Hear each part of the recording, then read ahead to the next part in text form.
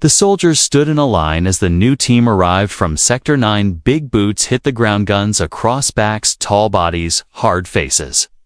Each soldier looked ready for war, except for one: tiny feet, loose armor, big glowing eyes. She was no taller than a child. Her helmet looked like it belonged to someone 3 times her size. When she tried to salute, the armpiece slipped down past her elbow.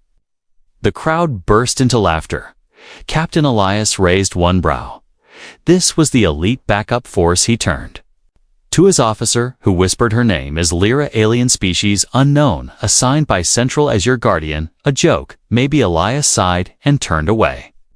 He had no time for games. That evening, the team gathered in the camp tent. They drank water, cleaned weapons, told jokes. Someone tossed a pebble at Lyra's helmet. It bounced with a dull clank. More laughter. Lyra said nothing. She sat cross-legged on the floor, her head tilted down, arms folded in silence. Leah sat at his desk, reading the mission details. Strange activity detected near the ruins of Cora 17. 2 squads already missing. No signals, no answers. And now they send a toy soldier with him. He glanced at her again. She was staring at the flickering tent light. Her eyes had no fear, just silence, like she was listening to something no one else could hear. Night fell. The team marched out for the first patrol. Elias walked up front, his boots crunching the cold dust. The moon had no light, only faint stars overhead. Behind him, the soldiers joked again. Lyra walked last. Her armor made tiny clinking sounds. Someone called her a tin can. Someone else called her mascot. No reply. They reached the edge of the valley. It was quiet, too quiet. No wind, no movement, only shadows of jagged rocks and broken machines scattered in the dust. The place looked like an old battlefield. Private Kiro pointed his scanner. No signs of life, just metal debris and old signals. Elias nodded. Keep moving. They climbed over a large rock formation. The ground dipped into a narrow path. Darkness wrapped around them like a blanket too heavy to carry. The radio crackled once, then died. They were alone now. Suddenly, a soft, chittering sound echoed across the walls. Quick, sharp, almost like whispers from every direction. Everyone froze. Do you hear that? Yes. Where is it coming from? I don't know. I think it's moving. Elias raised his arm, weapons up. Lights on. A flicker of movement passed by, too fast. A shadow gone in an instant. Kiro screamed, then silence. He was gone. The team ran forward. Flashlights scanned the rocks. Only a helmet remained still warm. No blood, no sign of a struggle. He had vanished like smoke. Panic spread. They shouted his name. No answer. Elias tried the radio again. Nothing. Then Lyra stepped forward. She knelt near the helmet. Her fingers touched the dust. She closed her eyes and whispered, "He's not dead. He's taken." Everyone stared. Elias walked over. "What do you mean taken?" Where she pointed at the rock wall. "They live inside. They watch. They wait." "Who? Are they silent ones? Old enemies older than your kind? They hunt in silence, and they never leave." Trexilius blinked. She spoke with calm. Not a trace of fear, only knowledge. Only truth. Another scream, another soldier, gone same way. No noise, no warning. No blood. "We have to go back. We can't fight what we can't see," Elias said, but Lyra stood tall. Her armor still looked too big. Her body still looked too small. Yet now she looked different, like she belonged to this place. She said, "If we leave now, they'll come after us. We need to face them together." And for the first time, Elias didn't laugh at her. He didn't doubt her. He nodded once and said, "Then lead the way." Rocks ahead rose like broken teeth from the mouth of some forgotten beast. Sharp edges, twisting paths, no clear direction. Only a feeling, a chill. That something was wrong. That something was waiting. Lyra stood at the front. Now her tiny feet left no sound on the dust. Her strange blade hung behind her back, glowing faint blue. Like it was breathing, the team followed her without words, without jokes, without laughter. They moved through narrow cracks in the stone. The walls pressed close. Every step made Elias feel like the mountain was watching. He gripped his rifle tighter. His pulse loud in his ears. Behind him, the rest of the squad scanned the shadow's eyes, wide fingers twitching on triggers. Not one dared to speak. Leidently Lyra stopped. She raised one hand, then placed it flat against a smooth part of the wall. Strange. Symbols lit up under her fingers, like the stone remembered her touch. A loud click echoed through the canyon. A part of the wall moved slow and grinding, revealing a hidden tunnel black as night. Inside she looked back. They are down there, they always return to the hollow they feed in the dark. If we don't go now, they'll come for us anyway. Laius nodded. You lead, we follow. One by one they entered. The tunnel swallowed them. Lights flickered, voices faded, only breath and boots remained. The inside of the tunnel was smooth, too smooth for natural stone, like it had been carved by something with purpose. The deeper they went, the warmer it became. Not heat from fire, but from something older, like the mountain itself had a heartbeat. Then they saw it. The walls began to pulse with green veins, like roots or nerves. Living stone breathing, watching. Private Han reached out to touch one. Lyra grabbed his wrist. Mid-air, don't it wakes them. He pulled his hand back, face pale, eyes darting. Suddenly, the tunnel opened into a giant chamber, so vast it could hold 100 warships. Strange glowing trees grew from the floor. Their branches moved like tentacles, their light swayed without wind. The center of the chamber, a circle of black stone, and on it 2 of the missing soldiers, still alive. Eyes open but not blinking, covered in thin silver threads. Laius ran forward, called their names. No answer. No movement. Lyra walked slowly toward the edge of the circle. She drew her blade. Its blue glow turned violet, a color that made the chamber tremble. Then a low sound, like a breath drawn through centuries. A voice that did not come from one mouth, but many, from walls, from ground, from air itself. You bring the small one back. The forgotten seed returns. Why? Lyra's eyes filled with sadness. I never left by choice. You cast me out. You feared my blood. The voice rumbled again. And now you bring humans, weak shells of flesh. You bring prey to us. Elias stepped forward. These soldiers are ours. We came for them. Let them go. The air thickened, the ground shook. From behind the glowing tree shapes emerged tall creatures, black bodies. No eyes, no faces. Only mouths where stomachs should be, hands with too many fingers, skin like wet leather. They moved without sound. Each step melted into the next, flowing like smoke. The squad raised weapons. Lyra stepped in front of them. No guns, they feed on fear. Noise will only grow them stronger. Then how do we fight? Lyra raised her blade with light. With memory, with courage, she ran into the circle. The creatures followed. She spun, leaped, slashed. Her tiny frame moved like lightning. Her blade sang like wind on steel. Every slash sent waves of light, searing the creatures, making them screech. The soldiers fired despite her words. Bullets passed through shadows. Useless. One of the beasts reached Elias's hand like smoke and ice, but before it could touch him, Lyra was there. She cut through its arm. It howled and vanished. More came to many. We must leave now, she shouted. I will hold them. Elias grabbed her shoulder. Not without you. Lyra's eyes glowed. You gave me a name. You saw me. Let me protect what you gave back. The ground cracked. The ceiling groaned. The chamber would fall. Go. Now. Elias shouted too. The squad fall back. Move, move. One by one they ran back into the tunnel. The air behind them screamed, and the light vanished tonally. When they reached the surface, did they realize Lyra was not with them? The sky above the valley turned red as dawn touched the jagged peaks. Ash fell like soft snow, silent, weightless. Elias stood at the edge of the broken rocks, his hands shaking, his mind lost in the echoes of that chamber. Behind him, the squad rested. Wounded, exhausted, but alive. No one spoke her name. Not yet. Not until someone believed she was truly gone. Elias walked to the spot where the mountain had cracked. Dust and smoke rose from the broken ground. He knelt, touched the earth, still, warm, still. Pulsing like a living thing, he whispered, "You better be alive down there." Suddenly, The wind changed. A low hum filled the air. Not from machines, not from wind, but from the stone itself. Then a light broke through a crack. Small, faint blue. He leaned forward. Heart pounding, the light flickered, then grew brighter. It became a beam, sharp and thin. Cutting through the dust without thinking, Elias placed his hand into the beam. A jolt ran through his fingers. Then his head, his vision blurred, then cleared. But he was no longer standing at the mountain. He was somewhere else, floating in a space made of light, and memory images passed by like clouds.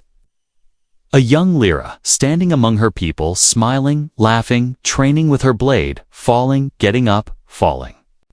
Again then the day came when the elders surrounded her, their faces dark. Their voices filled with fear. They said she carried something ancient, a power sealed inside her blood, a risk too great a spark to wield so. They banished her, sent her to the stars to live among strangers, to protect them, to forget who she was. The images changed again. Now Elias saw the chamber. He saw her fight, saw her blade strike true again and again, until her body shook from pain, until her knees buckled, but she kept fighting, not for her people, not for honor, but for him, the one who didn't laugh, the one who called her by name. Suddenly, the light faded. Elias gasped. He was back at the crack. His hands still glowing faint blue. He turned. The squad was staring. They had seen it to every one of them. Did you see her? Han asked. Was that really? Elias nodded. She's not dead, not yet then. Where is she? The ground answered, before Elias could speak. Shook once, twice. Then a low rumble spread through the rocks from the center. The earth split again, and something rose, not a creature, not a weapon, but a cocoon, a sphere of crystal. Glowing, pulsing inside, it Lyra curled, unmoving. Her armor cracked, her blade broken. Her face was calm. At peace, the squad ran forward, but Elias held up a hand. Wait. He walked slowly, step by step, until he stood before the cocoon. He placed his hand on it, warm, alive. He felt her thoughts. Faint, soft, like a whisper carried by wind. She was not dead. She was resting, healing, transforming the power inside her, the one her people feared. It had awakened, and now it needed time to shape her. Again Elias turned to his squad. We guard her now until she wakes. They nodded, no questions. No doubt they built a shelter around the cocoon. Day after day, they took turns watching over her, feeding the energy lines from their own power cells, cleaning the ash from the crystal. No one laughed anymore. No one called her names. They called her warrior. Now one night, as the stars burned cold above, Elias sat beside her cocoon. He spoke softly. You changed us. We were soldiers, now we are believers. He paused. I used to think strength came from size, from muscles, from fear, but you showed us true strength is choosing to protect others, even when the world calls you weak. He leaned his head back, closed his eyes, and inside the cocoon Lyra's fingers moved just a little, but enough. Stars hung quiet above the valley. Cold wind moved across the rocks, carrying with it a strange scent, old, damp, like wet ash and forgotten bones. Elias stood on the outer ridge, looking far into the dark horizon. Something inside him whispered something was coming. Not just danger, but something ancient. Something connected to her. Behind him, the shelter glowed faint blue. The crystal cocoon pulsed. Slow and steady. Lyra still inside, still unmoving, but not lifeless. Each day, the glow grew stronger. Each night, the ground gave a soft tremble, as if the mountain itself waited for her return. Then came the sound, a low echo, not loud, but deep enough to make every soldier stop moving, like a growl from the planet's throat. Elias rushed to the edge, binoculars up, his heart thudding like a drum far in the distance. He saw them, black shapes sliding across the rocks, dozens, maybe hundreds, all moving in silence, crawling like rivers of shadow. He turned back. Sound the alarm. They're coming. The camp lit up, weapons loaded, barricades raised, but they all knew bullets would not be enough. Han looked at Elias. We need her now. Elias nodded. He ran to the cocoon, dropped to one knee. Lyra, wake up. They are here, we need your light. He pressed both hands against the crystal. It felt warmer. It pulsed faster inside. Lyra stirred her eyes, opened slowly. Not fully, but just enough and... Then the crystal cracked, long glowing. Lines split down the center, then another, then more. With a final surge of blue energy, the shell shattered outward. Lyra fell forward in two. Elias's arms, weak breathing, slow but awake. Her eyes met his, and she whispered, "They found me, they never forget us." Helped her sit up. "You're not alone anymore." She looked around the soldiers, stared at her, not in fear, not in doubt, but in hopes. She reached behind her, pulled the broken blade from the rubble. It no longer glowed, its core burned out. She dropped it then. She raised her hands, and from her palms 2 new lights formed, blades made of pure energy, shaped by her will. Colored like the twin moons above, one blade of fire, one blade of frost. She stood still, small, still thin, but no longer the same. Her presence made the air shift, made the earth pause. She walked forward, the ground beneath her feet sparked blue. They waited at the edge of the valley. A wave of black bodies, eyes like pits, hands like claws, the silent ones. They had come for her. Elias stood beside her. "We stand with you." She looked up at him, her voice calm. "Then stand behind me." The sky cracked with lightning, not natural, but summoned, drawn by her energy. She stepped into the open field. Alone the shadows moved fast, crawling, leaping, screeching without sound. She did not flinch. She raised one blade, then the other, crossed them before her chest. A ring of light exploded from her body, pushing back the darkness. The first wave reached her.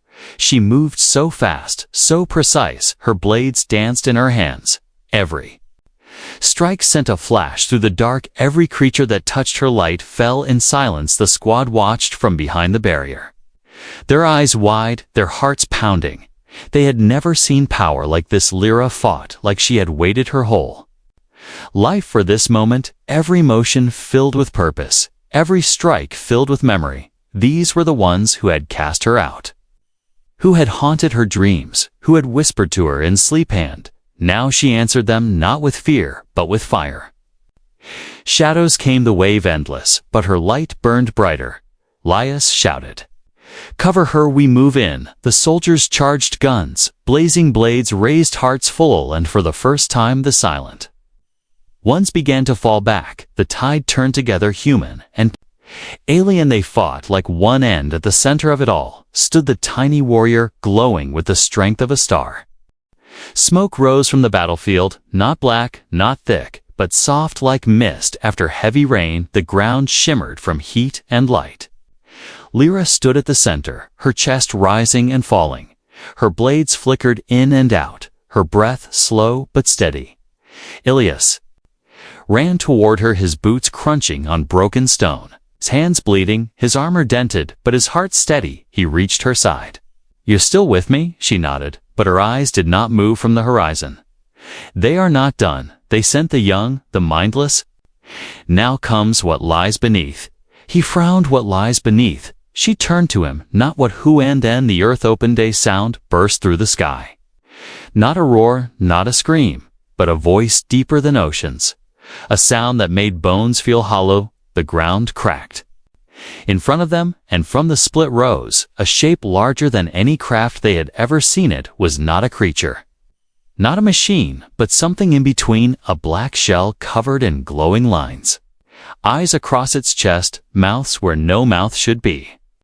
Its voice was not loud, but it reached inside every soldier's mind and whispered secrets they never knew. They feared. Elias dropped to one knee, clutching his head, memories of failure, regret, guilt, all pouring in like fire. Lyra placed a hand on his shoulder. Her touch blocked the noise. He looked up at her eyes, full of questions.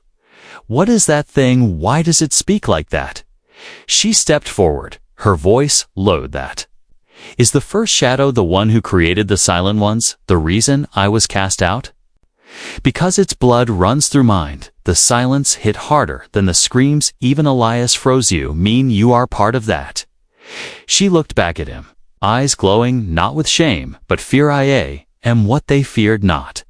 Because I would destroy, but because I could choose not to. They wanted weapons, not warriors with choice. The first shadow took a step forward, the mountain shook, the sky dimmed. His voice filled the air again. You return, daughter of light and night. You bring fire to my silence. Lyra raised both blades. I bring end to your hunger. She turned to Elias. This is my fight, not yours. He shook his head. Not anymore. We stand with you. She smiled.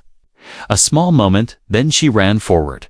Leah shouted to the squad, form lines, protect the flank. If she gives us a chance, we end this. Lyra leaped into the air, her body wrapped in lightning. The first shadow opened its many eyes, beams of dark energy, fired, but she twisted, spun, dodged every blast. She reached its face and drove both blades into its center. A burst of blue light exploded. The valley trembled, but the creature did not fall.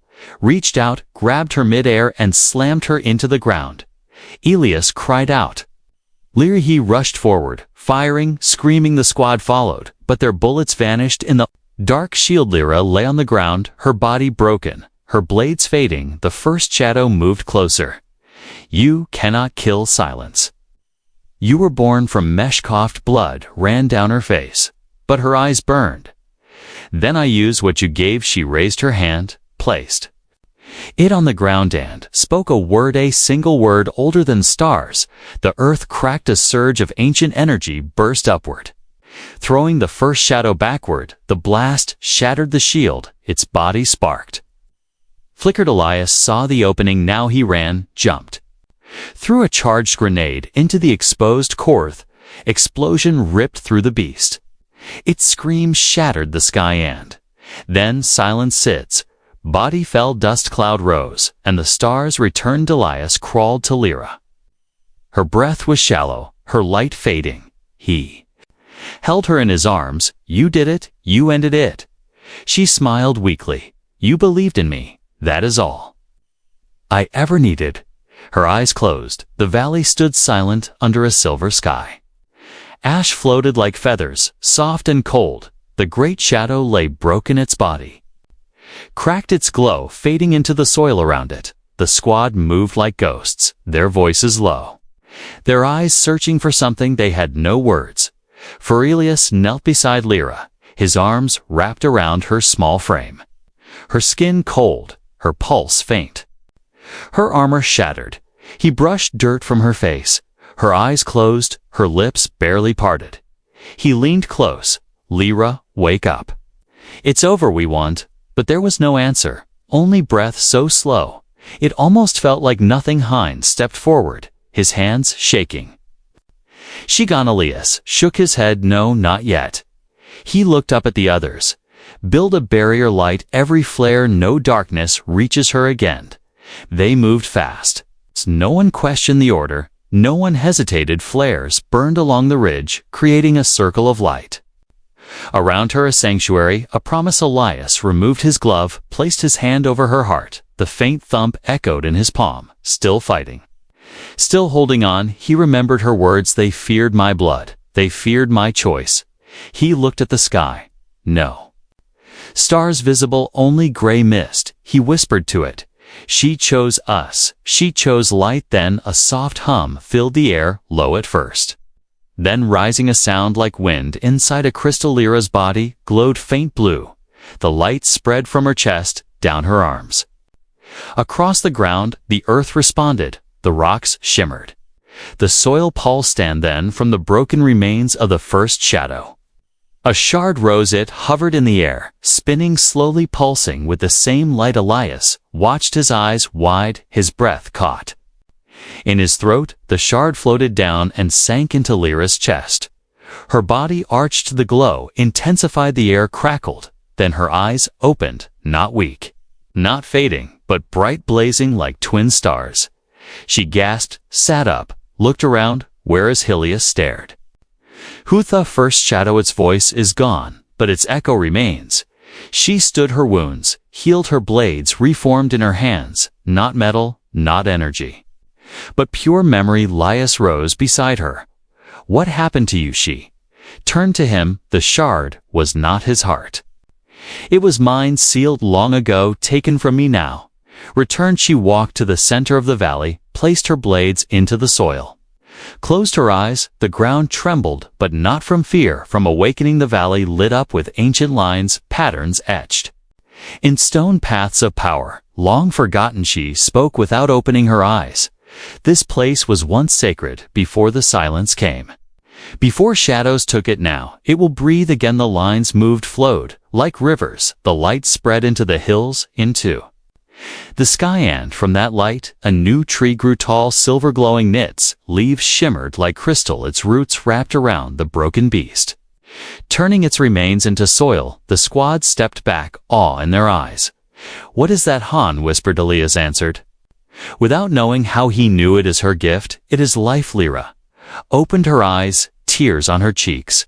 She turned to Elias. "I was made from fear, but I chose hope." She walked toward him, placed her hand on his chest. "Your heart was louder than their voices.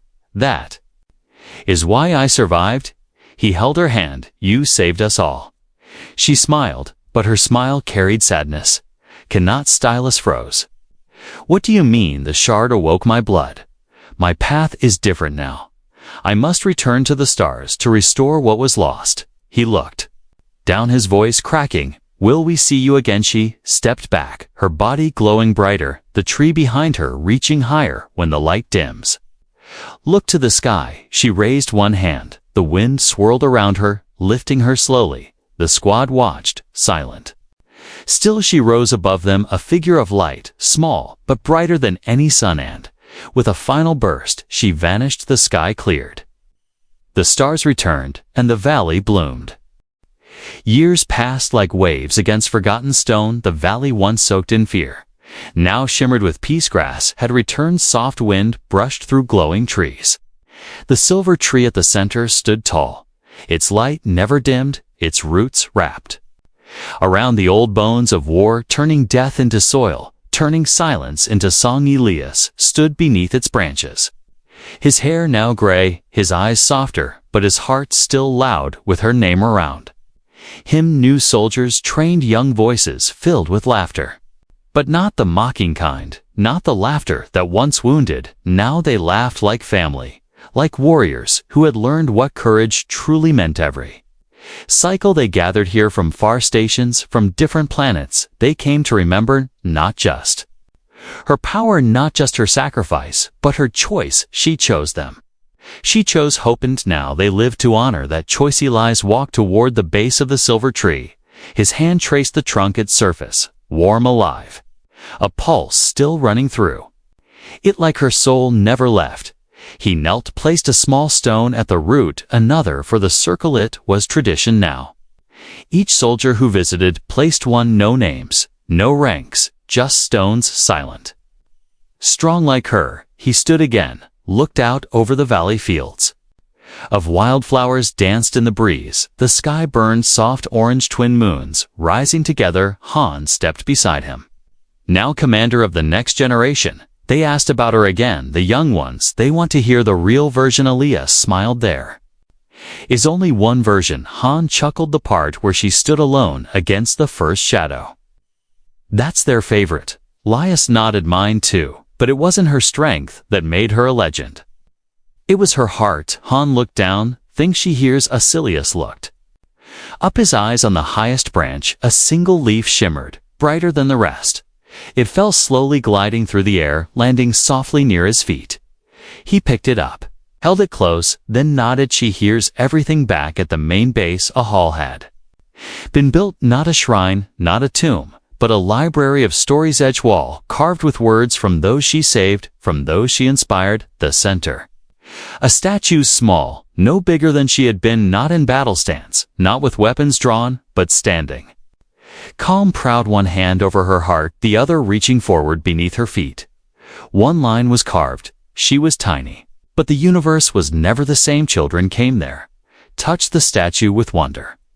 They whispered wishes. They asked questions. Was she real? Did she really glow? Did she really fight that thing? Why was she so small? And every time the elders smiled and answered, because even the stars need someone to protect them. Elias sometimes sat there for hours watching, listening.